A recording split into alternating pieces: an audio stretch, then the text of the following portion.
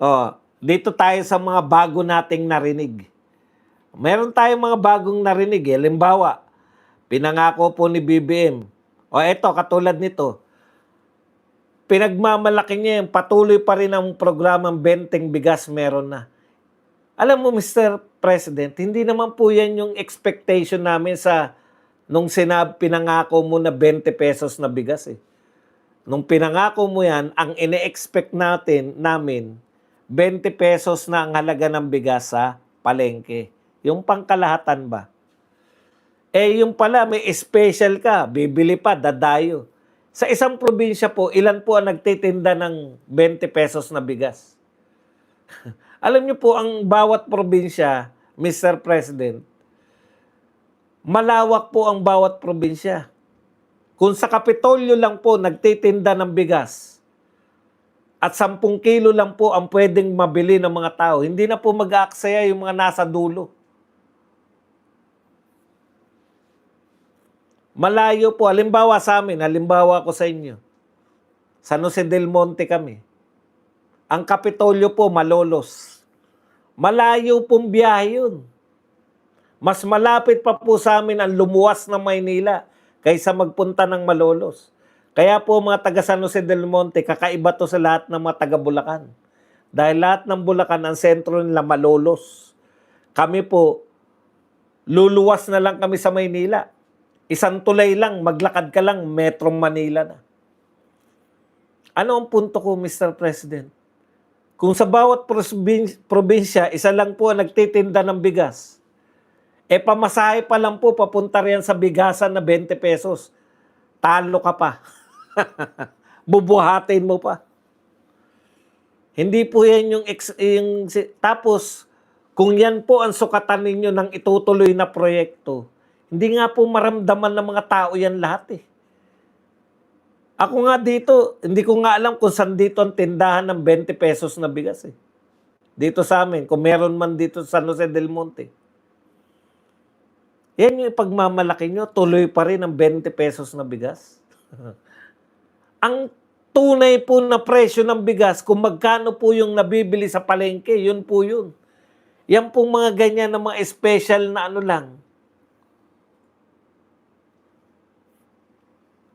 Ang ganda ng sinabi, di ba? Yung sa mga namatay sa Tacloban. To the parents of Chris Lawrence Fabian, Joyancy Separa, Ayesa Nicole Daso, we are also very proud of the unflinching bravery and heroic virtue that you have instilled in your children.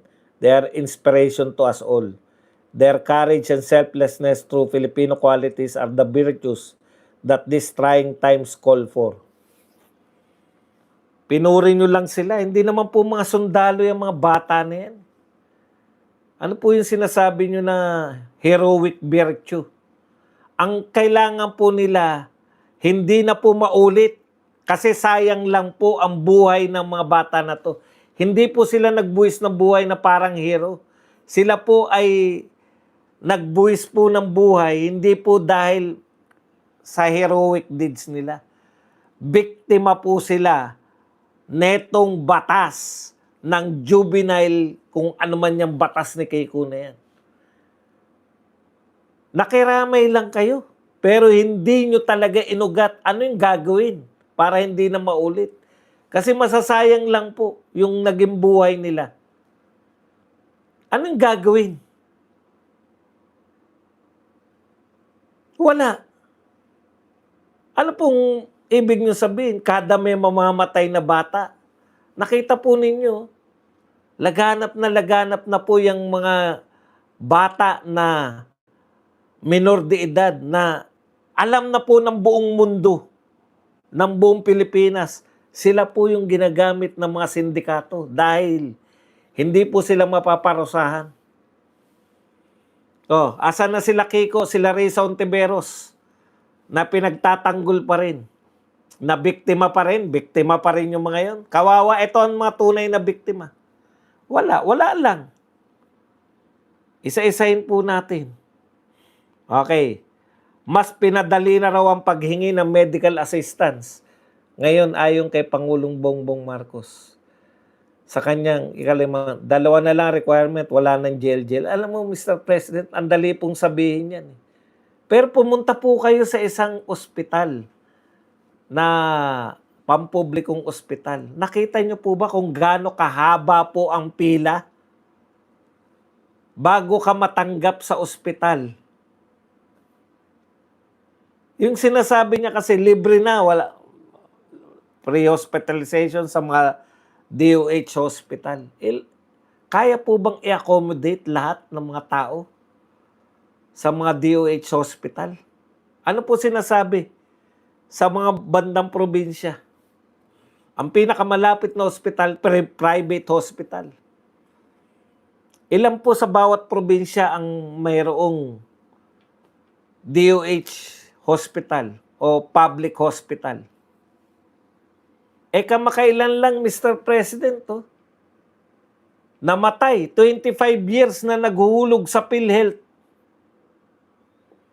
Hinihinga ng deposito. Deposito ba? Kaya hindi na operahan? Tapos, dahil wala pa siyang 24 hours na nakakonfine, wala pa natanggap mula sa PhilHealth. Yan po ang katotohanan, Mr. President. Punta lang po kayo sa isang ospital, makikita niyo po yung pila.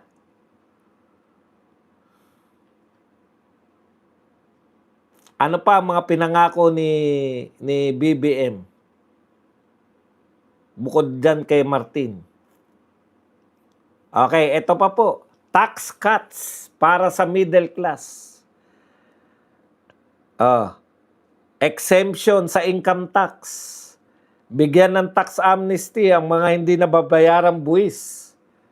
Pabor na naman to sa mga hindi nagbabayad ng buwis. Hindi na sila nagbabayad ng buwis, bibigyan pa sila ng tax amnesty. Pinangako pa ni BBM, tax cuts, yung kumbaga lawakan. Yung mga hindi na magbabayad ng buwis, 350,000. Yung kumikita ng 350,000 per year, hindi na rin magbabayad ng buwis. Di ba, palakpakan? Di ba masaya yan? At ang pinakamaraming palakpak, isahan na lang, ha? Isahan na lang sa banat ni Badong. Ang pinakamaraming palakpak na nasiyahan sila, ito pong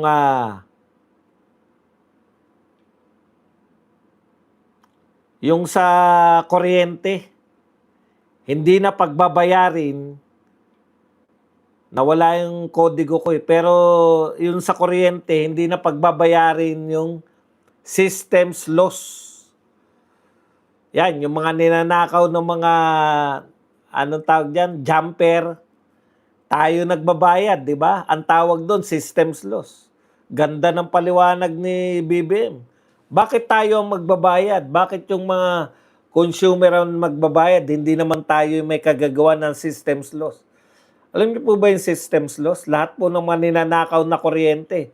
Yung mga nagja-jumper, no? Yung mga nagnanakaw ng kuryente, systems loss po ang tawag nila. Tayo nagbabayad. Kaya walang pakialam yung Meralco.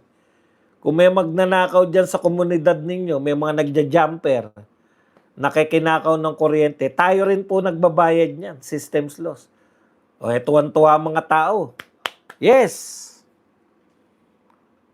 Wala na yung systems loss. Proposal yan ni Marcoleta, di ba? Ayaw nilang pansinin dahil kay Marcoleta. Pero ngayon, yun din na nakita nilang para bumaba yung singil sa kuryente. Okay. May problema ba si Badong dyan? Badong, may problema ka ba dyan? Mawawala yung systems loss. Lalawak yung mga hindi nagbabayad ng buwis. Ibig sabihin, pati yung middle class, halos hindi na magbabayad ng buwis. May problema ka ba dyan, Badong? Wala po akong problema dyan. Maganda pong panukala yan. Ang problema niyan, yan po ay hinihingi niya sa Congress. Batas po yan eh. Hindi po pwedeng iutos lang ng Pangulo, sabihin, babaan ng presyo ng pag ginawa, pag nakabatas po yan, hindi po pwedeng baguhin ng Pangulo yon. Batas yan eh. Pera law. Batas po yung systems laws. Nakalagay po yan. Ah.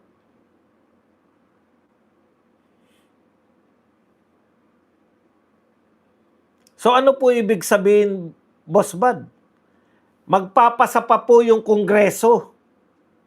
2 taon na lang si BBM. Para magka-ideya po kayo kung may katuparan po yan. Ito po, ang record ni BBM sa pagpapasa ng batas sa panahon niya. Ito po, only 2 out of 53 priority bills enacted a year into 20th Congress. So, nagpanukala ng priority na batas si BBM ngayong Congress na to, naka-1 taon na, 1 taon, 2 lang po yung naipasa out of 53. Ngayon, madadagdag na naman tong gusto niyang gumawa ng batas, yung Kongreso, para bawasan yung presyo ng kuryente, tatanggalin yung systems loss, hindi na ikakarga. Maganda po yan. Pero yung rate po ninyo ng pagpapasa ng batas, out of 53, last year, 2 lang po na ipasa. Pangako lang. Masasama lang yan sa hindi na ipapasa.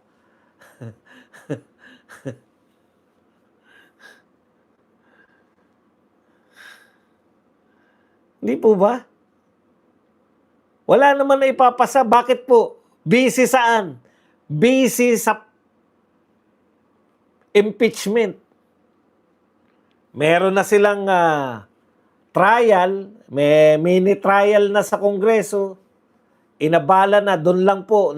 Sabi ni, hindi na sila halos nagtatrabaho. Panay impeachment na po ang inatupag nila.